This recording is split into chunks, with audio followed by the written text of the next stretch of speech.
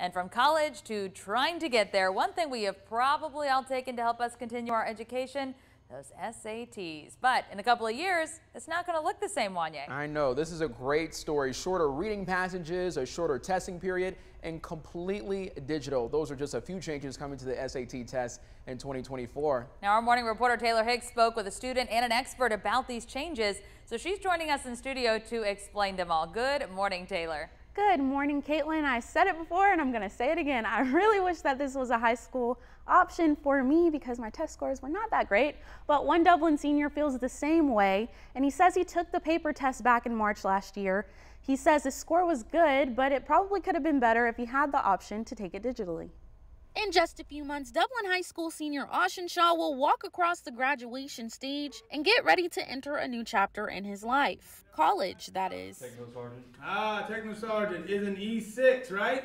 To get to this point, Shaw had to put in a lot of effort, especially preparing for his SATs. I alternated one day math, Monday math, Tuesday English, then you just keep on alternating it.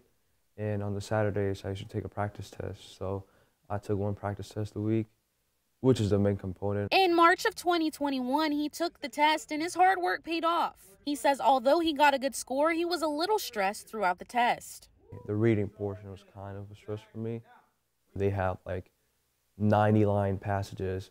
It's a lot time consuming and it's hard to stay focused on that kind of passage. But come spring of 2024, the SAT is getting a whole new layout. Calls for change to the test ramped up as a result of the pandemic. Ansley Booker, Director of Diversity and Inclusion at Mercer University, says the SAT is associated with a lot of bias because some low-income students lack access to things like testing preparation materials or even struggle to afford the test itself.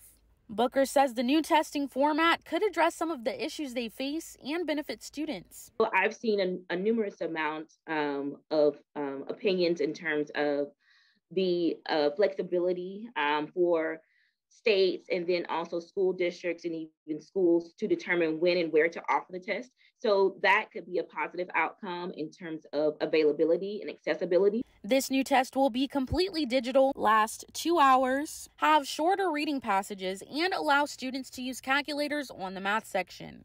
Students that did the pilot test, from what I noticed in research, said that this test was less stressful and they had less pressure and anxiety. Shaw says this is a good opportunity for students because they're more familiar with technology, and redesign of the format makes it easier to focus. The more you focus, the better you'll be able to manage your time, so that's good. Now, Booker says the new version of the SAT will reflect a wider range of topics that represent what students may see in college, which he thinks will be very beneficial to students. Wanya and Caitlin, back to you. Well, thank you so much, Taylor, for that report. Caitlin, I said it once and I will say it again. These students these days, they have it made. A calculator. A calculator. The math section. Lord have mercy. I know I was struggling during the math section and they're like, no, you can't use a calculator. I was like, y'all want me to fail. I had all that little chicken scratch on the side. I remember having to fill in the bubbles just right to make sure your answer counted. Yes. And they're like, make sure it's dark, and we could go on about this. Let's keep on going. Now, students will take the test at a school or testing center. They will be allowed to use their own laptops or tablets, though.